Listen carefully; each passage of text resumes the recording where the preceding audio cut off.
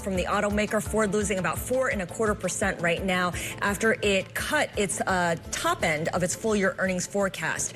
For more on Ford and a deeper look into the auto industry overall, we want to welcome Lauren Fix. Lauren is founder and automotive expert at Car Coach Reports. Lauren, when it comes to Ford, we know that the car maker has been struggling to cut costs and overhaul its EV strategy, and in particular get its warranty costs under control. That was a big issue in the second quarter, and it looks like it remains a big issue now. What does it mean when a car maker like Ford is dealing with quality issues? Well, quality issues depend on what those qualities are. I mean, there's some issues like it could be a door latch not latching or a programming issue, something that's a recall, just like the airbag recall we've seen in the past. Consumers as a whole don't necessarily hear about that, even though you're talking about it and we talk about this on a regular basis.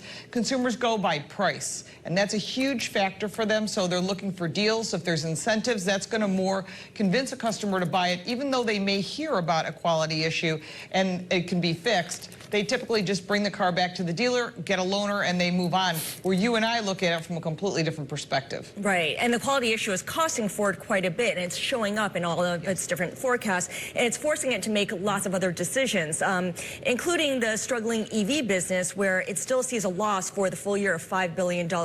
What is it about the Ford EV business that's proving to be more difficult than it anticipated? Well, they're certainly not on the same platform. I mean, they're fighting against Tesla, which is the leader in the EV business. The number one selling vehicle for the third quarter was the Cybertruck, followed by the Model Y, and the Mach-E came in third.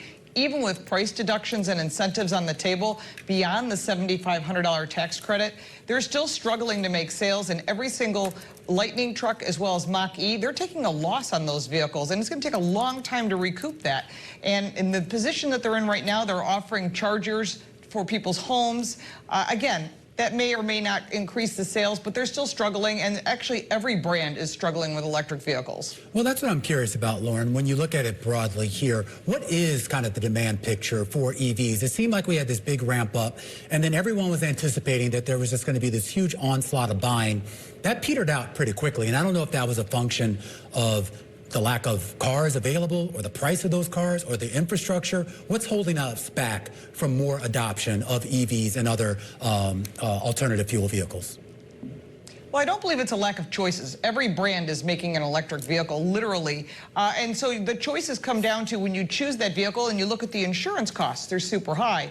You've got to have a charger in your home, or you have to use public charging, which has always been a challenge. If every car was electric, we know that they couldn't support every single vehicle being electric. Although there's a lot of push from the federal government with the $7,500 tax credit, that's all changed now. That vehicle has to be built in the U.S., and a lot of brands only get it with a lease. And everybody's increasing their prices, including Ford. I noticed that with a couple of the vehicles that I've looked at recently where they've gone up $10,000. That's a lot of money for the average person. And when you start looking at that over a 2-year period, you start looking at all your options. Consumers really like hybrid. You get the best of both worlds, whether it's a plug-in hybrid, you can plug it in, drive on electric, or something like a Toyota Prius, where you can drive on electric if you want, and after 30 miles an hour, it goes on to gas, and it gives you the range that people want, so they can have one vehicle to go on vacation, rather than having an electric car and then also having an SUV that has gas power. And so this gives them a combination. The only brand that has not gone onto the hybrid route is General Motors. They believe in what they call coexist, which is a gasoline-powered vehicle or an electric. They're not going to do hybrids, they claim right now, but every brand, including Volvo and Jaguar, have looked at hybrid because they realize that's what consumers are demanding.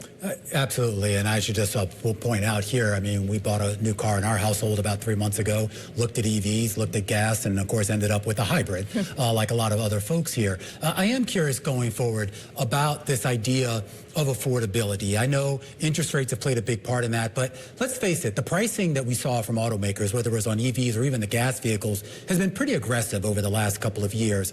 Are we going to see an attempt, and I mean a sincere attempt, by some of these automakers to provide more affordable models in their lineup? Well, I think they're all trying to. I mean, now you've got Tesla coming on board with their new discounted vehicle, which is going to be, we don't know the exact price, but somewhere around the $30,000 range. And that's going to be a big impact because Tesla literally owns the electric vehicle marketplace. Every other brand is struggling to keep up with them. There are vehicles out there like the Hyundai Kona EV. You can get that for a reasonable price, but the average cost of an electric vehicle is $66,000, where the average price of a gasoline-powered vehicle is $50,000. So that difference is enough to deter people to go away from it. Now, the election's going to be a huge impact. If President Trump gets elected, well, he already said there'll be no mandate, but he likes to have a mixture.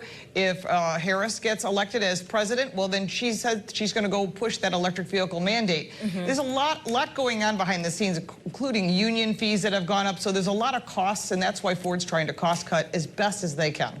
All right, Lauren, really appreciate your joining us. Lauren Fix is founder and automotive expert at Car Coach Reports. And I think the question you asked about affordability is an important one, especially because there are a lot of used cars available now, especially used EV vehicles. A lot of people talking about buying Teslas from Hertz, which is trying to, reduce the size of its fleet. And also a lot of people are leasing EVs, and they're going to end up having to return them, and that's going to be available for sale. Yeah, it'll be interesting to see the price mix. I mean, we've seen the incentives being offered on new vehicles and, of course, some of the discounts that you get by buying used here.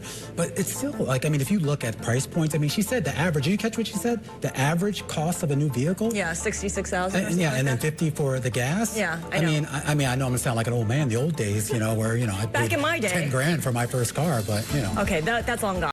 If you like this video, give it a like and subscribe for more videos like this, and check out our car review channel, Car Smarts. You can support me by buying me a cup of coffee, and if you want even more content, check out the links in the description. I'm Lauren Fix. Thank you so much for watching.